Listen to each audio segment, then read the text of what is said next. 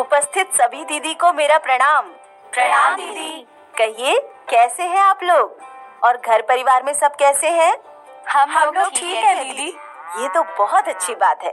क्या आप लोग हमें पिछली बैठक की कुछ मुख्य बातों को बता सकती हैं? जी दीदी, महिलाओं के लिए 10 में से 5 खाद्य समूह का खाना रोज खाना बहुत जरूरी है, खासकर गर्भवती एवं धात्री माताओं को।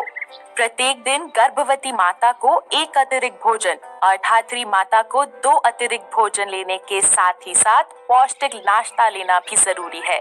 और हाँ, इसके साथ साथ आयरन, फॉलिक एसिड की गोली, कैल्शियम की गोली लेनी चाहिए। और विशेष जानकारी के लिए आशा दीदी या एएनएम दीदी को संपर्क करना चाहिए।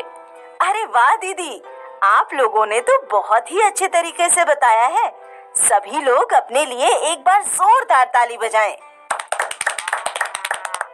दीदी, पिछली बैठक के बाद से बार बार मेरे मन में एक ही सवाल आ रहा है। इस महंगाई में हम कम से कम 5 खाद्य समूहों का खाना रोज पूरे परिवार के लिए कैसे लाएंगे? सही कह रही हैं आप दीदी, पर इसका भी बहुत आसान और सरल उपाय है। पर आइए, पहले हम गुणवंती दीदी से जानते हैं कि उन्होंने मीना और खुशबू को विभिन्न खाद्य समूहों का खाना किस प्रकार खिलाया। हुआ यूं कि मैं अपनी बूढ़ी माँ की सेवा के लिए अपने गांव गई थी और सब्जियां महंगी होने के कारण यहाँ मीना खुशबू को मसला हुआ भात और आलू खिलाया करती थी। एक दिन अचानक हमारी दूर की गोतनी आ पहुंची। खुशबू को खाना खिलाते देखकर उन्होंने कहा कि खुशबू की शारीरिक वृद्धि और विकास के लिए भात और आलू पर्याप्त नहीं है, इस तरह वो तो और भी कमजोर हो जाएगी। खुशबू को कई प्रकार के पोषक तत्वों की जरूरत है, जो 7 में से कम 4 आहार समूह का भोजन करके ही मिलेगा। पोषण बगीचा लगाकर तरह तरह के फल और सब्जियों को आसानी से प्राप्त किया जा सकता है। साथ ही उन्होंने ये भी कहा कि उनके गांव में तो जीविका की मदद से घर घर पोषण बगीचा है। जब मैं वापस आई तो मीना ने सारी बातें बताई। फिर हम दोनों ने मिलकर अपने घर में भी पोषण बगीचा लगाया। इससे हमें साल भर पौष्टिक साग सब्जियां भी मिल जाती हैं और पैसों की बचत भी हो जाती है। पोषण बगीचा वो क्या होता है? जरा हमें भी विस्तार से बताइए ना।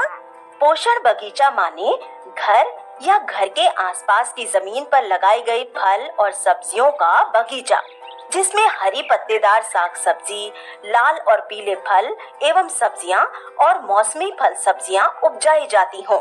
लेकिन हरी पत्तेदार साग सब्जी, लाल और पीले फल एवं सब्जियां और मौसमी फल सब्जियों से बच्चों को क्या फायदा होगा दीदी? पोषण बगीचा से बच्चों को तो फायदा होगा ही, साथ ही साथ पूरे परिवार को भी फायदे होंगे। जैसे घर के सभी सदस्य, विशेषकर गर्भवती माता, धात्री माता और बच्चे हरी पत्तेदार साग सब्जी खा पाएंगे, जिससे कि वो खून की कमी अर्थात एनीमिया से बच पाएंगे। लाल पीले फल और सब्जी भरपूर मात्रा में खा पाएंगे। इससे इनके शरीर को भरपूर मात्रा में विटामिन ए मिलेगा, जिससे वो रतौंधी एवं और भी कई बीमारियों से बच सकते हैं। मौसमी फल सब्जियों से सर्दी, खांसी, जुकाम आदि से बच पाएंगे। अच्छा, तो पोषण बगीचा लगाना इसलिए जरूरी है? इतना ही नहीं, और भी बहुत सारे फायदे हैं पोषण बगीचा के। जैसे पूरे परिवार के लिए साल भर ताजी सब्जियां और फल उपलब्ध हो जाता है, जिससे कि हम रासायनिक और कीटनाशक दवाई के उपयोग से बच जाते हैं। आहार विविधता अर्थात महिलाओं को 10 में से 5 और बच्चों को 7 में से 4 आहार समूह आसानी से दिया जा सकता है। बाजार से सब्जी फल लाने की परेशानी से तो छुट्टी मिलती ही है, साथ में पैसों की बचत भी होती है। सही कहा आपने, लेकिन पैसे कैसे बचेंगे दीदी? थोड़ा बताइए ना। अरे दीदी, जब हम विभिन्न प्रकार के फल और सब्जी खाएंगे तो हमारे शरीर में रोगों से लड़ने की क्षमता बढ़ेगी, हम बीमार कम पड़ेंगे और डॉक्टर को जाने वाला पैसा बच जाएगा। साथ ही शहर आने जाने और फल सब्जियों के मूल्य पर होने वाले खर्चे भी तो बचेंगे। इतने सारे फायदे, तब तो मैं भी पोषण बगीचा जरूर ही लगाऊंगी। दीदी, इसके लिए क्या करना चाहिए और इसे कब लगा सकते हैं? इसके लिए घर आंगन की जमीन का इस्तेमाल किया जा सकता है और इसे किसी भी मौसम में यानी कि साल भर कभी भी लगाया जा सकता है। लेकिन जिनके पास जमीन नहीं है वो कैसे लगाएंगे पोषण बगीचा? जिनके घर में या आसपास जमीन नहीं है वो अपने घर के छत पर पुराने बोडे, गत्ते, प्लास्टिक के डिब्बे, टूटी फूटी बाल्टी, गमले में मिट्टी भरकर पोषण बगीचा लगा सकते हैं। और इस बगीचे में हम क्या क्या लगा सकते हैं दीदी? इसमें हम विभिन्न प्रकार के हरे पत्तेदार साग जैसे पालक, बथुआ, चौलाई, मेथी, पुदीना, सरसों आदि लगा सकते हैं। साथ ही लाल पीले फल और सब्जियां जैसे पपीता, केला, कोहड़ा, गाजर, टमाटर लगा सकते हैं। अन्य सब्जियां या अन्य फल जैसे कद्दू, नेनुआ, गोभी, खीरा, अमरूद, नींबू, आंवला भी लगा सकते हैं। अब तो हम सभी लगाना चाहेंगे पोषण बगीचा। बताइए इसके लिए हमें क्या करना होगा?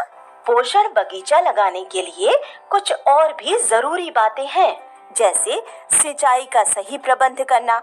इसके लिए हम घर में उपयोग किया पानी जैसे चावल या सब्जी का धोया हुआ पानी भी उपयोग कर सकते हैं। घर में ही उपलब्ध सूखे पत्ते, गोबर, सब्जी एवं फलों के छिलके से बनाए गए खाद का उपयोग कर सकते हैं। समय समय पर बागीचे के आसपास की सफाई और पौधों के आसपास की घास को हटाना भी जरूरी है। एक छोटा सा नर्सरी तैयार करना जिससे कि अगले मौसम में लगाए जाने वाले पौधे बिना खर्च के तैयार हो सकें। और इसकी अधिक जानकारी के लिए आप अपने ग्राम संगठन के वीआरपी से भी मदद ले सकते हैं। तो दीदी अब आप बताएं कि पोषण बगीचा के बारे में आपने क्या क्या सीखा? पोषण बगीचा हर घर में होना चाहिए क्योंकि इसके बहुत सारे फायदे हैं, वो भी बहुत कम खर्च में। बाजार से सब्जी खरीदने पर होने वाले खर्चे को हम बचा सकते हैं और हम रासायनिक कीटनाशक दवाई युक्त फल और सब्जी खाने से बच जाते हैं और हमारा परिवार सुखी और समृद्ध होता है।